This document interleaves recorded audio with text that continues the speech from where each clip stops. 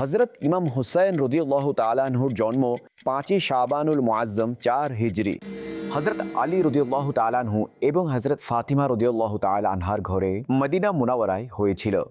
তার নাম হুসাইন রাখা হয়েছিল এবং তিনি রাদিয়াল্লাহু তাআলা আনহু 10 মুহররমুল হারাম 61 হিজরি কারবালার ময়দানে বাতিলকে ধুলোয় মিশিয়ে শাহাদাত বরণ করেছেন।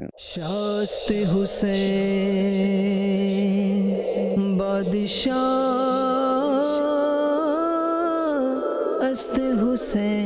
সৈয়দুনা ইমাম হুসাইন রাদিয়াল্লাহু তাআলা আনহুর শাহাদাতের খবর শৈশবেই ছড়িয়ে পড়েছিল।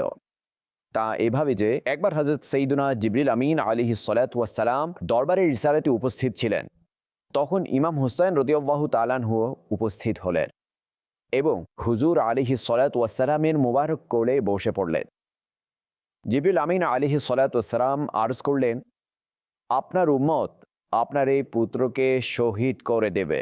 সৈয়দুনা জিবরিল আমিন আলাইহিস সালাম ইমাম হুসাইন রাদিয়াল্লাহু তাআলা আনহুর শাহাদাতের স্থানের নাম এবং সেখানকার মাটি হুজুরের দরবারে পেশ করেছিলেন।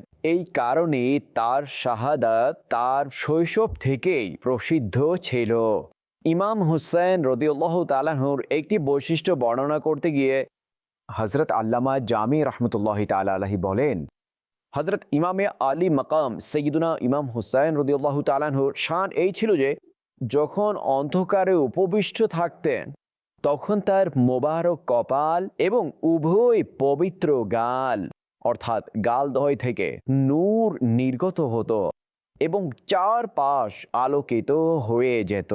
ইমাম হুসাইন রাদিয়াল্লাহু তাআলা আনহু সরকার আলাইহিস সালাতু ওয়াস সালামের সদৃশ ছিলেন, যেমনটি মুসলমানদের চতুর্থ খলিফা মাওলা মুশকিল কুশা আলীউল মুর্তজা শের খুদা কররামাল্লাহু তাআলা ওয়াজহাহুল করিম বলে, যার এই আকাঙ্ক্ষা হয় যে সে এমন ব্যক্তিকে দেখবে যিনি চেহারা থেকে ঘাড় পর্যন্ত আল্লাহর আখিরি নবীর সবচেয়ে বেশি সদৃশ, সে যেন হাসান বিন আলীকে দেখে নেয়। আর যার এই আকাঙ্ক্ষা হয় যে সে এমন ব্যক্তিকে দেখবে যে ঘাড় থেকে গোড়ালি পর্যন্ত রং ও গড়নে আল্লাহর আখিরি নবীর সবচেয়ে বেশি সদৃশ হয়, সে যেন হুসাইন বিন আলীকে দেখে নেয় রাদিয়াল্লাহু তাআলা আনহুম। ইসলামে আশুরার দিন অর্থাৎ 10 মুহররমুল হারামের অনেক গুরুত্ব রয়েছে, কারণ এই দিনে অসংখ্য ঘটনা ঘটেছে।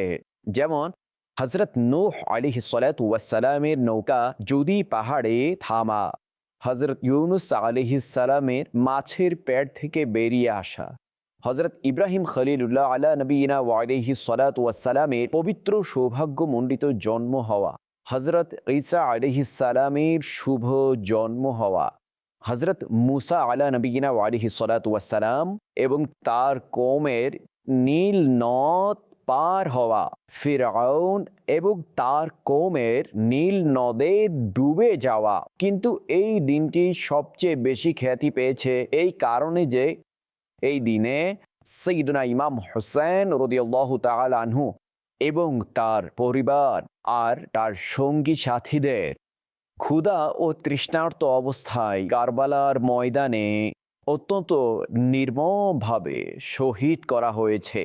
এই দিক থেকে 10 মুহররমুল হারাম অর্থাৎ আশুরা তার শাহাদাতের দিক থেকে অনেক বেশি প্রসিদ্ধ হয়ে গেছে।